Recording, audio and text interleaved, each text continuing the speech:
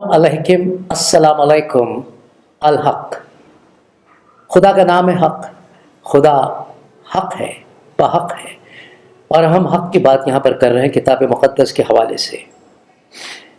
आज ये सिलसिला हम जारी रखेंगे और कुरान शरीफ यानी कुरान मजीद जो है वहाँ से कुछ आयात जो है उन्हें हम पढ़ेंगे, देखेंगे और समझेंगे कि क्या वो तस्दीक देती हैं जो किताब मुक़द्दस में दर्ज है।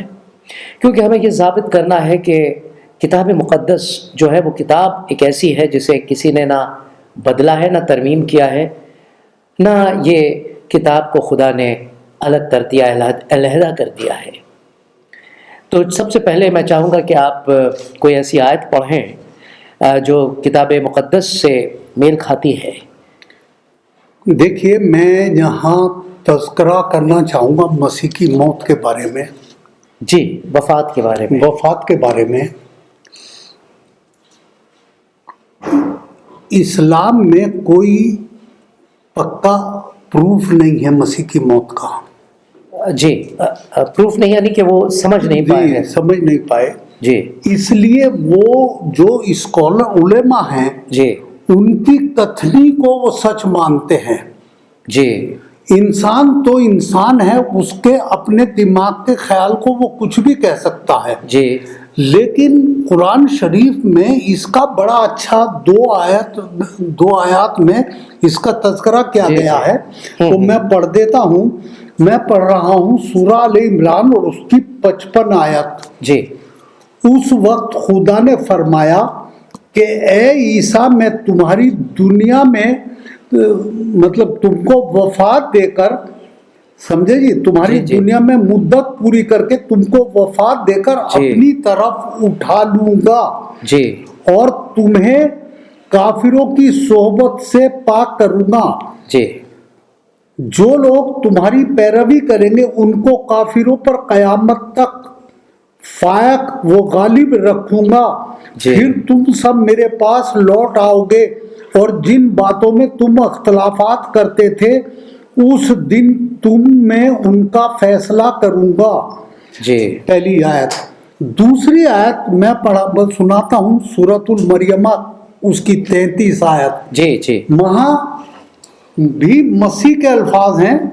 जी। वो कहते हैं, मैं जरा सुना देता हूँ, जी, 1 मिनट। 19 का हाँ, 33। मैं निकाल लिया। जी, वहाँ साफ है कि जिस दिन मैं पैदा हुआ, जी, ये मसीह के फरमा अल्फाज रहे हैं। जी, जिस दिन मैं पैदा हुआ और जिस दिन मैं मरूंगा और जिस दिन जिंदा करके उठाया जाऊं, यानी मरने के बाद जी। जिंदा करके उठाए जाने का जिक्र है। जी, जी, उठाया जाऊंगा, मुझ पर सलाम, वो रहमत है। जी, होगा नहीं है। या चाहिए नहीं, ऑलरेडी है, हो चुका है। हो चुका है, मतलब पहले से है। जी, जी, तो यहाँ बिल्कुल क्लियर है मरने के बाद जिंदा होना।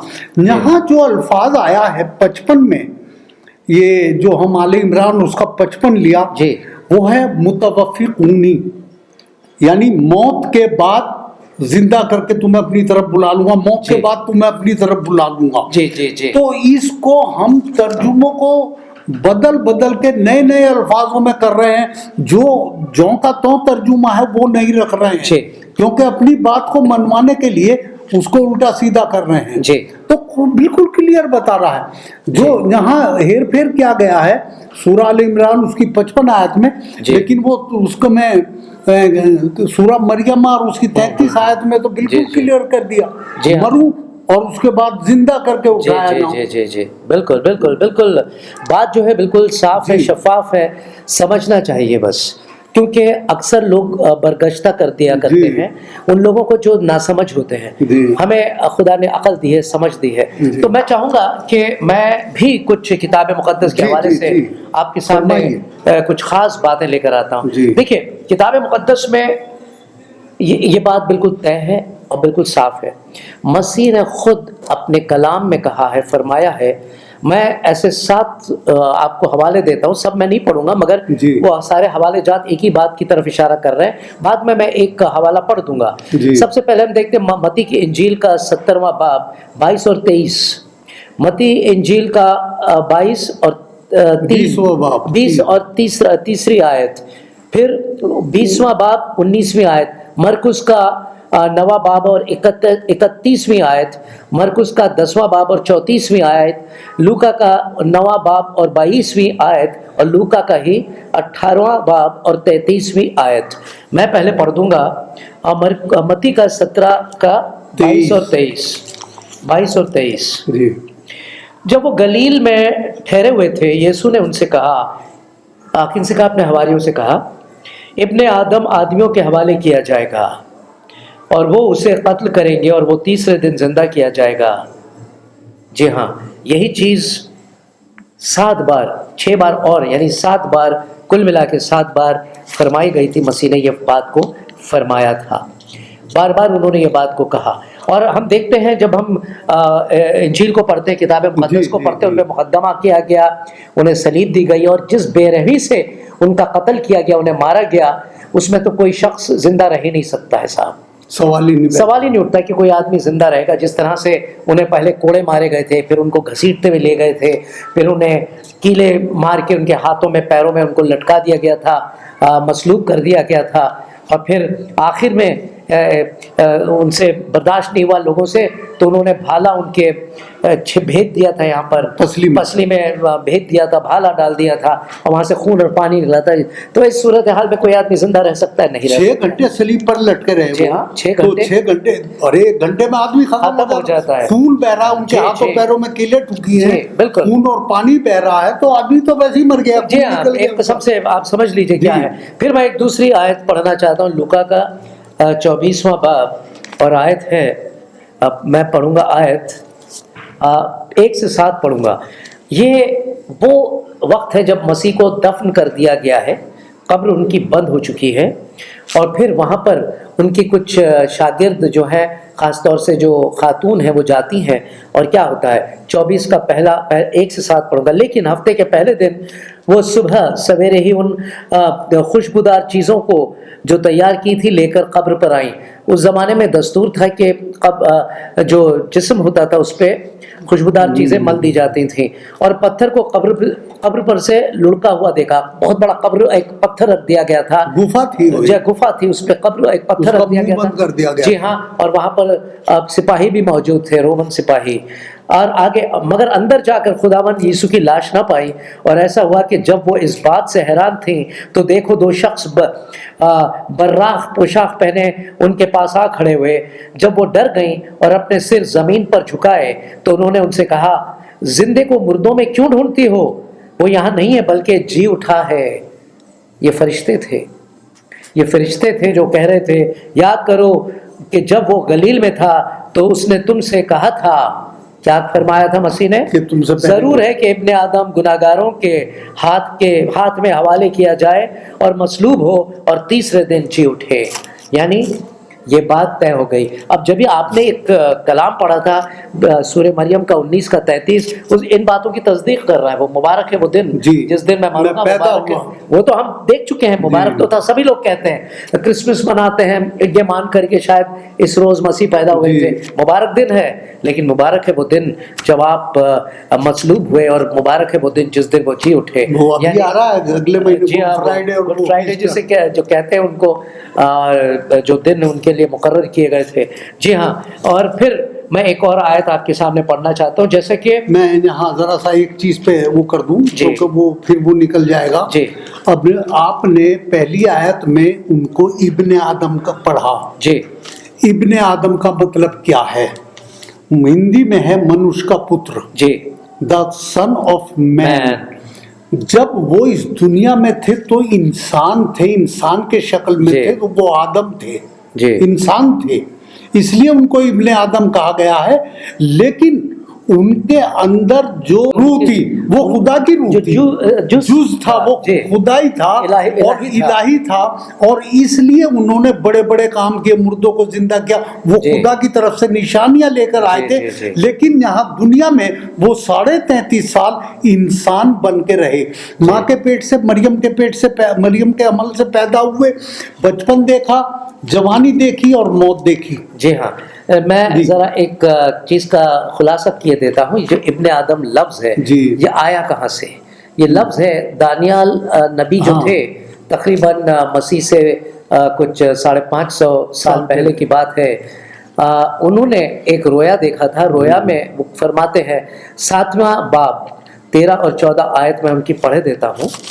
وہاں پر یہ ہوتا ہے کہ 13 اور 14 آیت جو ہیں وہ اس طرح سے ہیں. میں نے رات کو رویا میں دیکھا اور کیا دیکھتا ہوں، ایک شخص آدم ذات کی مانند آسمان کے بادلوں کے ساتھ آیا اور قدیم الایام تک پہنچا. وہ اسے اس کے حضور لائے اور سلطنت اور حشمت اور مملکت اسے دی گئی تاکہ سب لوگ اور امتیں اور اہل لغت اس کی خدمت گزاری کریں. اس کی سلطنت ابدی سلطنت ہے جو جاتی نہ رہے گی اور اس کی مملکت لا زوال ہوگی. تو مسیح جو تھے، یہاں سے ابن آدم الفاظ وہ لفظ جو ہے ابن آدم انہوں نے بار بار اس لیے بھی استعمال کیا ہے کیونکہ جب ان کے اوپر مقدمہ چلایا گیا تو جو لوگ تھے جو ان پہ مقدمہ چلا رہے تھے، فرسی وغیرہ، اور جو سردار کاہن تھے، انہوں نے پوچھا سچ سچ بتا تو کون ہے، کیا تو مسیح ہے؟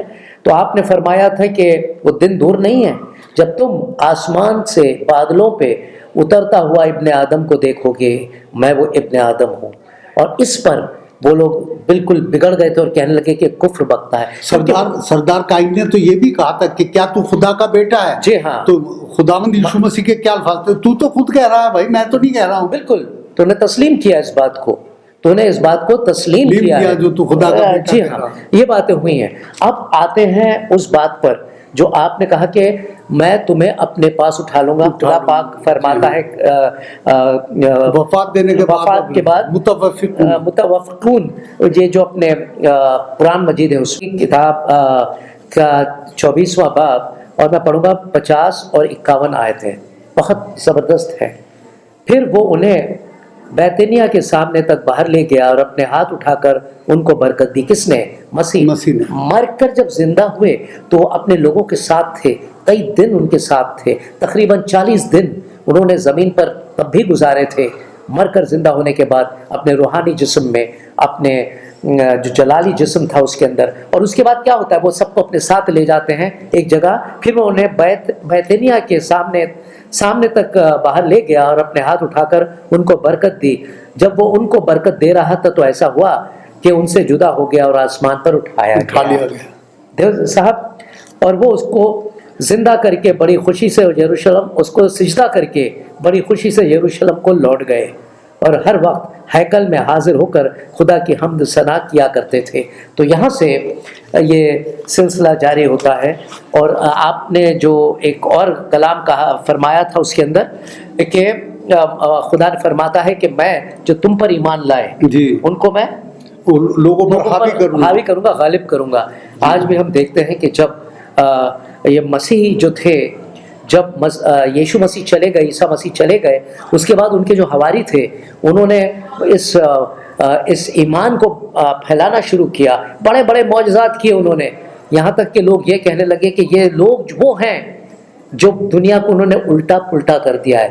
میں تو کہوں گا الٹا پلٹا نہیں کیا تھا، جو زمانہ الٹا چل رہا تھا اس زمانے کو سیدھا کر دیا. جی، تو یہ باتیں نہیں ہیں. اور میں چاہوں گا کہ آپ کتاب مقدس کو اچھی طرح سے پڑھیں، محبت سے پڑھیں.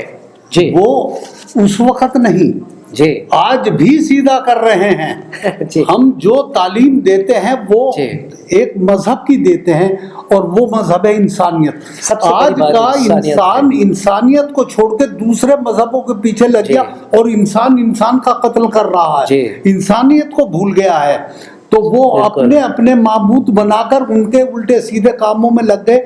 ہم ان سب کو چھوڑ کر خدا کے کلام پر، خدا کے حکموں پر عمل کریں تو ہماری زندگی مبارک اور باعث برکت بنے گی. ہم بھی برکت پائیں گے اور دوسرے لوگ بھی برکت ضرور ضرور. تو میرے عزیزوں، اب ہم آپ سے اجازت لیتے ہیں. اگلے ایپیسوڈ میں ہم اور کچھ خاص باتیں لے کر آپ کے سامنے حاضر ہوں گے. تب تک کے لیے خدا حافظ. خدا حافظ.